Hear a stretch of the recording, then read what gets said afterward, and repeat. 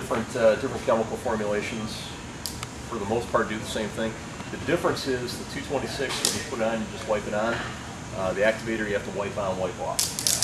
What you can do is you can put it on too thick, and it actually acts as a weak layer. The key thing first on almost all surfaces, scuff it a little bit. And just simple Scotch-Brite is all you need. You just need to knock off a little bit of the surface. And I actually scuffed too much there. You just need to just give it a quick wipe. Then moisten the cloth. Too much junk that picked up. You want to change your wiping surface fairly often. Again, wipe in one direction. Doing this, all you do is just wiping dirt around. So you just want to go in one direction, lift as you go, change your surface, usually every couple feet, 2-3 feet. And the other key is, this stuff is really moisture sensitive, and you can't tell if it's become ineffective. You need to put that inner cap back on. You wait 10 minutes, there's a chemical reaction going on with the surface. And then we're going to get into the primer. The different primers we have, we've got 215, which is for some plastics, fiberglass, and wood. Critical for teak, and also for hull seams. You definitely want to do that when you're doing hull seams. 209N is, again, critical for polycarbonate bonding, and for if you're bonding to a paint surface like a powder coat, works real well as well. And then 206 GMP is black primer, metals, fiberglass. It does work on some other things we don't market it for, but like wood, it does a pretty good job on it. But it's real black. If it gets where you don't want it, it's there forever. The key with this one, the black one, you do need to shake them up pretty good because there is some separation going on in there. Basically, the trick is just spread that on, go with the thinnest coat possible. What you do with polycarbonate, obviously, is tape off your edges first. You do need to scuff it a little bit. If it's got a Margard finish on it or an anti-scuff finish, you need to grind it about a 1/16 of an inch down below the finish. So you scuff it, and then we're going to take Sika Cleaner 226. The 226 cleaner, what the cleaner does is it basically pre-cleans the surface and also prepares it to accept the primer. What you do is you moisten it with the cloth.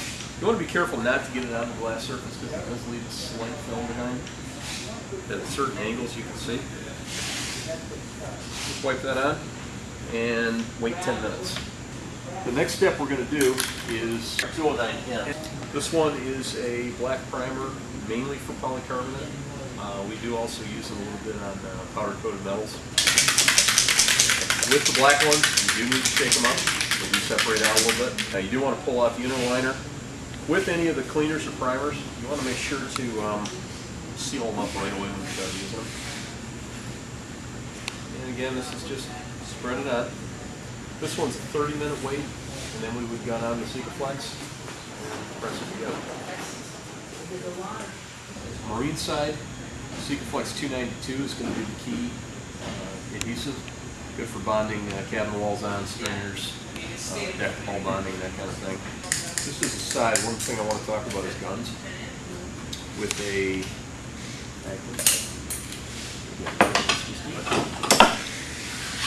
cheaper gun like this one has a mechanical ratio of, for every pound you put on here, you put about 3 to 4 pounds on here. This one's an 18-to-1. When you stop gunning and release the pressure on the gun, this is called a cutoff string. Most urethanes, most of our products have a fairly short cutoff string, anywhere from virtually nothing to an inch or two. I want to get into a little bit on technique.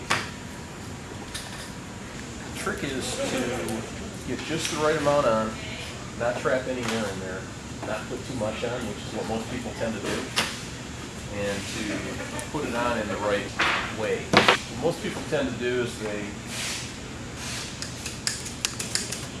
gun the stuff on, and they're putting too much on, and they're pulling behind, and they tend to skip a little bit like that. The trick is to push it ahead of you in just a slight wave. See how I got it going just ahead of the gun? what you're doing is you're pushing any air out. So you have no chance, you're holding contact with the surface, pushing it out, and you've got no chance of trapping air in there. And the other thing is, you kind of know when you got enough when you tool it, and you don't have a ton of it all over your fingers. That's really, it's kind of a, let me do this one. I'll put too much on like people tend to do. And I tool it, I got a ton left. And you can see it's just not a nice looking bead, quite a bit different. If you take a look at a regular round bead, and you put your other surface on top, no matter what you press down, what happens is the bead may spread out, but your contact area is still really minimal. Very little contact area. Where if you're doing the bead, put the other surface on top, what ends up happening is you get a controlled spread as it pushes down, and it also forces out any air pockets in there. What can happen on these is as you push down, you actually create an air pocket in there, and which is nothing but a leak and a weakness point. You want to hold it at a 90-degree angle, and just gun out like you normally would.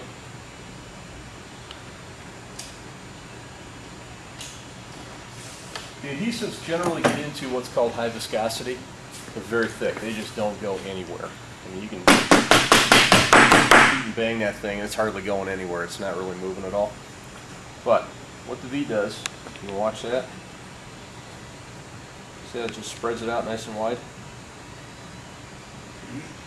Now with viscosity again, you get pretty good green strength. It really just doesn't go anywhere. Even like that, I mean, hold the weight of the steel's probably a quarter of a pound.